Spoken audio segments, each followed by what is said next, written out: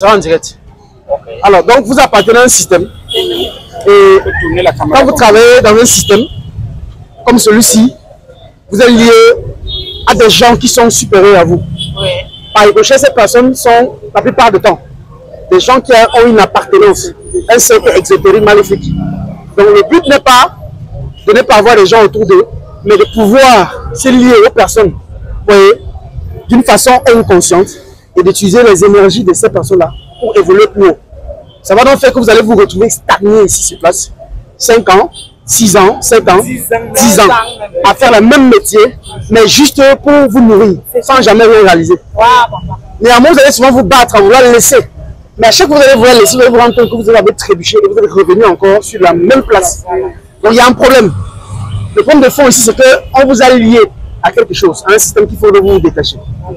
C'est le problème que j'ai avec des gens qui ont des grosses entreprises, parce qu'à un moment, ce sont des capitalistes spirituels. Ça veut dire qu'il faut que tout soit pour eux et rien pour leurs employés. Donc il faut vous délier du système. Moi, je veux pour la souveraineté africaine, il faut que chacun soit libre.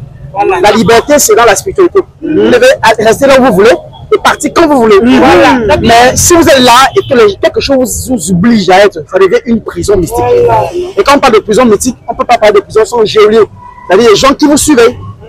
Ça fait que même quand vous n'êtes pas là, on vous voit. Quand vous êtes chez vous, on vous voit. Quand vous allez demander le travail ailleurs, on vous voit, on gâte. Quand vous essayez de trouver ailleurs quelque chose, on vous voit, on détruit. Pour vous ramener là. Alors vous allez donc beaucoup exercer ce que j'appelle la plupart du temps la libation du matin. La libation du matin, c'est la plus simple chose que j'ai apprise parmi mes vidéos. Chaque matin, quand vous vous levez, prenez un verre d'eau, mettez-vous à l'entrée de votre maison et dites à vos ancêtres que vous leur êtes redevables parce que c'est par eux que vous existez. Et que, actuellement, vous avez un problème. Vous avez du mal à décoller. La libation, c'est pour une raison précise. Il faut être précis dans la méditation.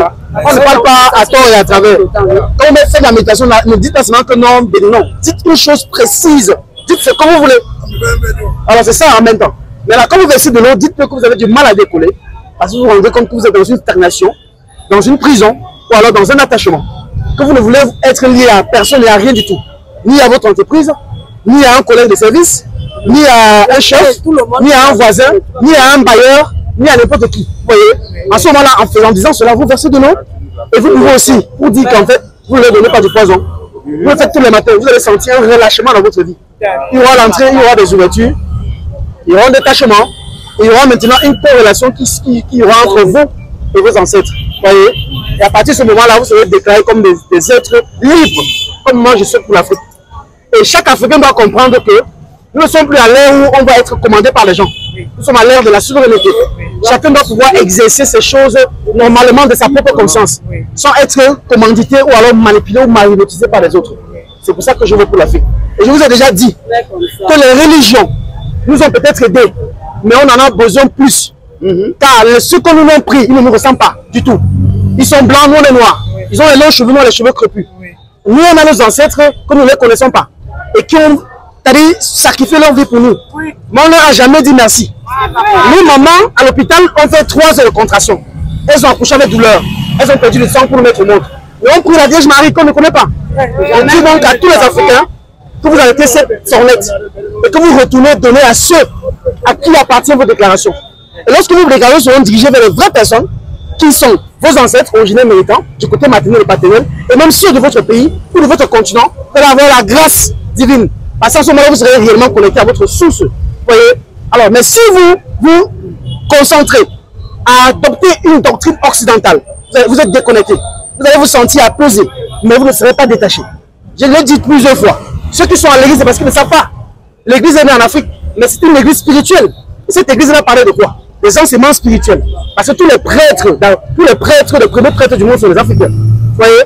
La bibliothèque d'Alexandrie a été détruite, mais c'était en Afrique. Eugène Alexandrie, Clément Alexandrie, tous c'était des Africains. C'était les pères des églises qui enseignaient la spiritualité. Et quand les colons sont venus chez nous, ils ont pris ces enseignements-là et la structure de nos enseignements, ils sont allés refaire et plagier beaucoup de nos divinités. Alors apprenez sur vos sources.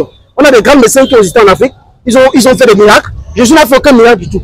On a des enfants qui ont fait plus que lui. Dans nos vies encore au village, on peut aller voir des vieux qui dans les danses, ils font plus que je suis. Ils marchent sur les cordes, ils marchent sur l'eau, ils ouvrent les yeux. Ah oui, ils mangent dans le feu. Alors je n'ai rien fait du tout. Il n'a fait qu'une petite chose qui vient vous impressionner et qui a été médiatisée par les colons. Aujourd'hui, on a besoin de quoi? De l'iconographie. Il faut que nous aussi on ait des images. Il ne faut pas seulement qu'on dit à l'enfant qu'on voit la Vierge Marie. Il faut qu'on ait aussi les images de nos ancêtres, de nos grands-pères. Qu'on va dire à l'enfant, voilà ton grand-père, voilà ton vrai-grand-père. Donc cherchons de l'iconographie en Afrique et valorisons notre culture. Rien ne peut cacher. Moi j'ai médiatisé une cérémonie de Koungaré fait dernièrement le décembre dernier pour dire gens que ce n'est pas la sorcellerie. Nos cultures ont été cachées parce qu'on voulait protéger nos secrets. Ce n'était pas pour les mystifier. Donc j'invite donc tous les Africains, autant que vous êtes, par votre foi et par votre mérite, de rentrer à la source et de vous connecter à la vraie, c'est-à-dire cette chose-là même par laquelle vous hésitez et qui vous recharge. Parce que quand ils vous regardent, j'ai l'impression que dans vos yeux, chacun n'est pas fier d'être ici. Mais vous êtes là, malgré vous. Voilà. Ça veut dire qu'il y a un problème. Ce n'est pas normal. Vous avez le droit de faire ce qui vous aimez, ce qui vous passionne. Si vous faites des choses alors que vous avez un corps meurtri, ça devient une blessure que vous vivez avec. Vous savez ce que c'est que la blessure. Quand on est blessé, la plaie s'impacte. Au fur et à mesure du temps, la plaie s'impacte. Et ça finit par nous causer une fatalité. Donc, arrachez votre souveraineté à toute entreprise, à toute personne, à tout bailleur, à tout locataire, à tout n'importe qui. Merci. Et dans cette souveraineté-là, cherchez votre source. Merci beaucoup. Merci.